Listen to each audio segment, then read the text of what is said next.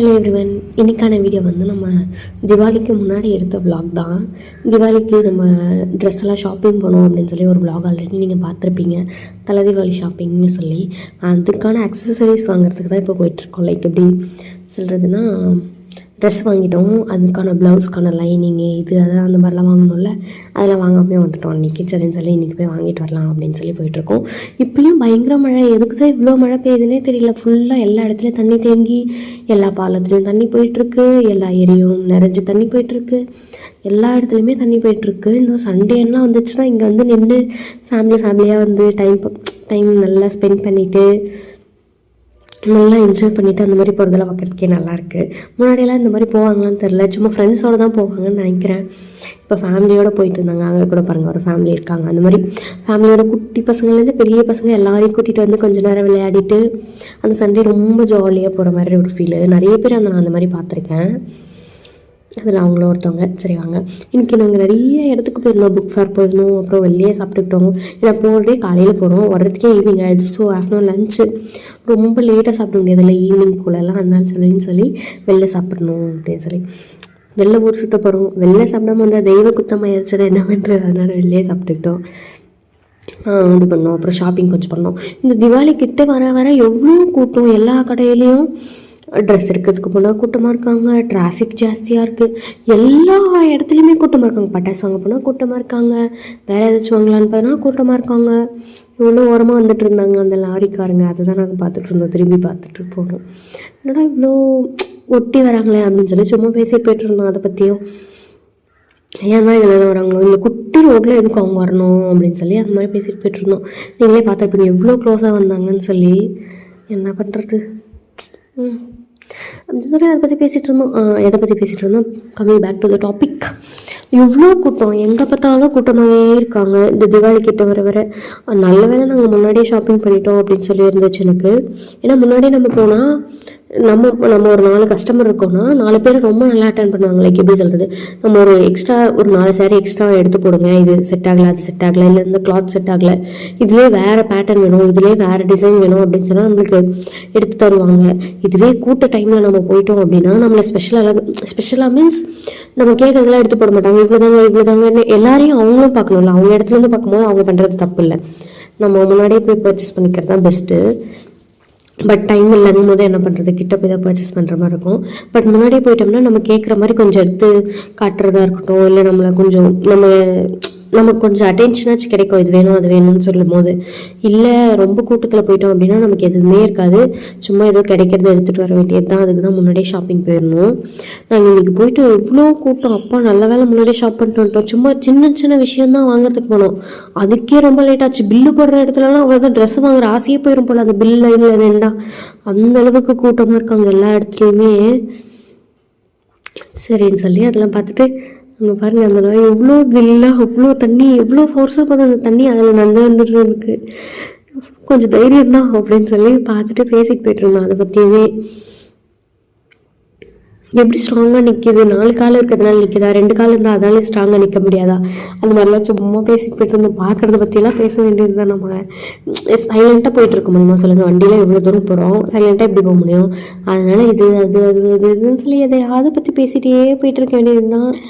அவ்வளோதான். நம்ம இந்த சர்வீஸ் ரோட்டில் இல்லைன்னா கொஞ்சம் நிறைய வண்டி இந்த பக்கம் அந்த பக்கம் போகிறது வருது அந்த மாதிரிலாம் இருக்கும். என்ஹெச்லாம் போயிட்டோன்னா ஓரளவுக்கு கொஞ்சம் அந்த மாதிரி வர பிரச்சனைலாம் இருக்குது. ஆனால் வண்டி என்ன ஸ்பீடாக போவாங்க, சைடில் போகிறவங்களாம் அப்படியே நம்ம பறந்து போகிற மாதிரி அந்தளவுக்கு ஸ்பீடாக போவாங்க.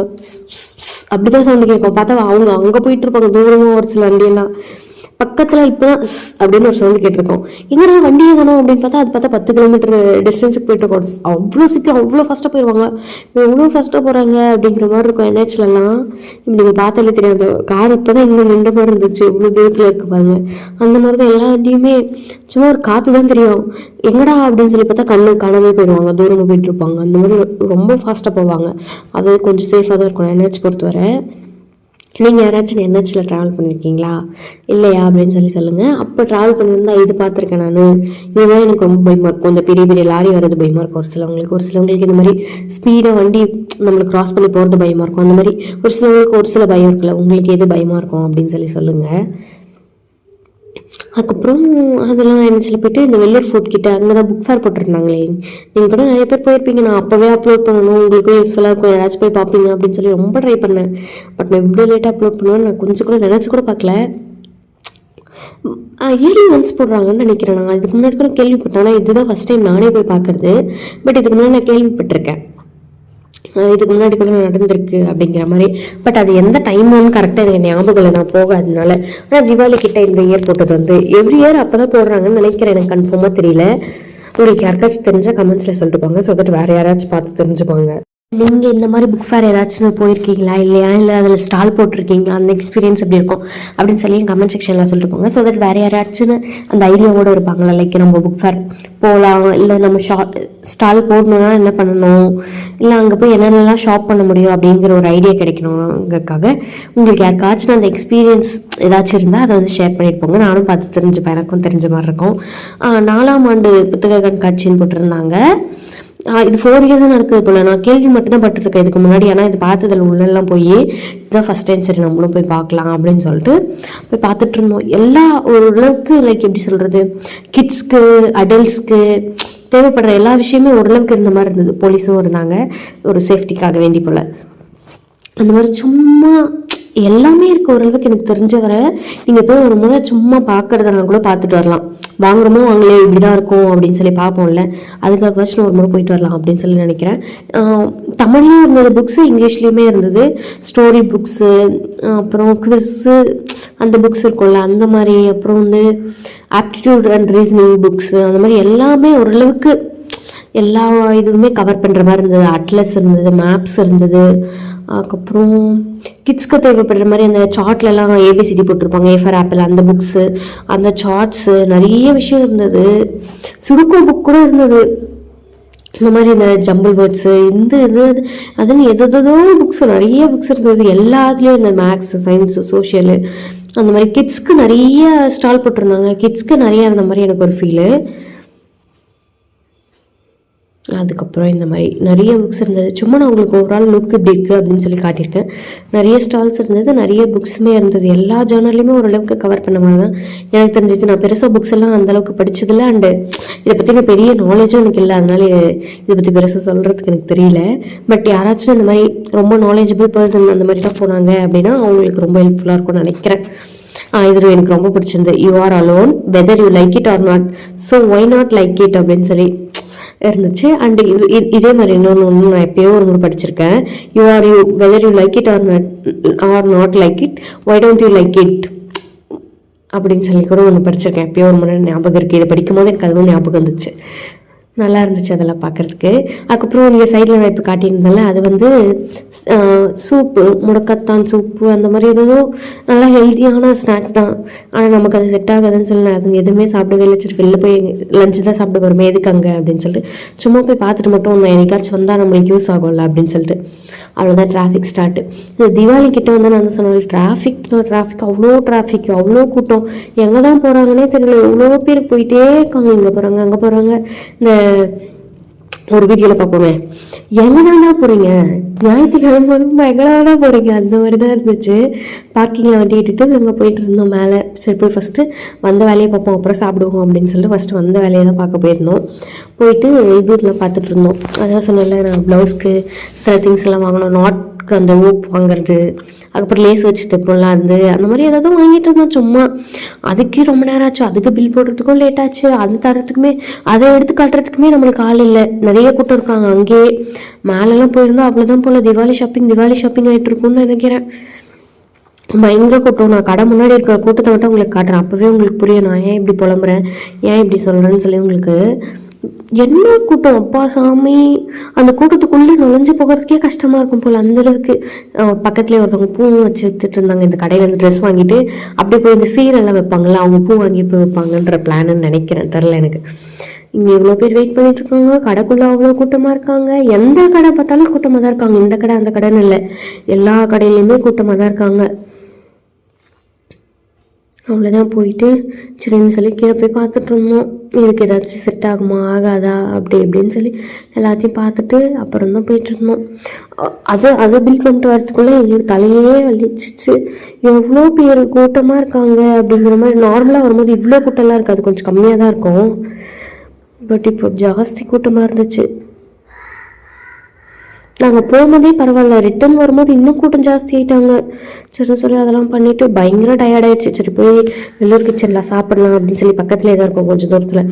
அங்கே போய் வெள்ளூர் கிச்சன்லேயே சாப்பிட்டுக்கலாம் அப்படின்னு சொல்லி ஒரு ஃபுல் மீல்ஸும் ஒரு பிரியாணி ஆர்டர் பண்ணோம். அதுக்கப்புறம் வஞ்சரம் ஃபிஷ் ஃப்ரை ஆர்டர் பண்ணோம்.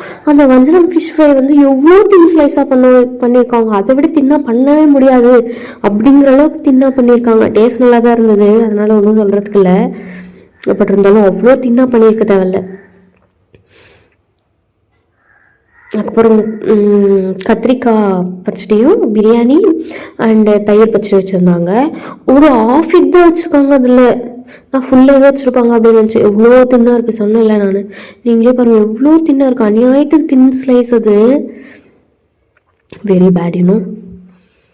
அதுக்கப்புறம் சென்னை சில்க்ஸில் சும்மா ஒரு லுக் மட்டும் பார்த்துட்டு வந்துட்டோம். ஏன்னா உள்ளெல்லாம் போகவே முடியாதுன்னு நினைக்கிறேன், இவ்வளோ கூட்டமாக இருக்காங்க. அங்கெல்லாம் போனால் வெளியே வர முடியாது. ஏதாச்சும் வேணுன்னா நம்ம தீபாவளி எல்லாம் முடிஞ்சதுக்கப்புறம் இருக்கோம்ல, சும்மா ஃப்ரீயாக அப்போ எப்பயாச்சும் வாங்கிக்கலாம் அப்படின்னு சொல்லிட்டு நாங்கள் வந்துட்டோம். ஏன்னா உள்ளே போய்ட்டு வெளில வர முடியல, எவ்வளோ கூட்டமாக இருக்காங்க. மார்னிங்லேருந்து ஈவினிங் வரை கூட்டமாக தான் இருப்பாங்க போல். நாங்கள் எப்போ போனாலும் கூட்டமாகவே இருக்காங்க. அதனால் நாங்கள் அங்கே எதுவுமே வாங்கல, வந்துட்டு சும்மா இதை தண்ணி கொஞ்சம் நேரம் நின்று பார்த்துட்டு வீட்டுக்கு வந்துட்டோம்.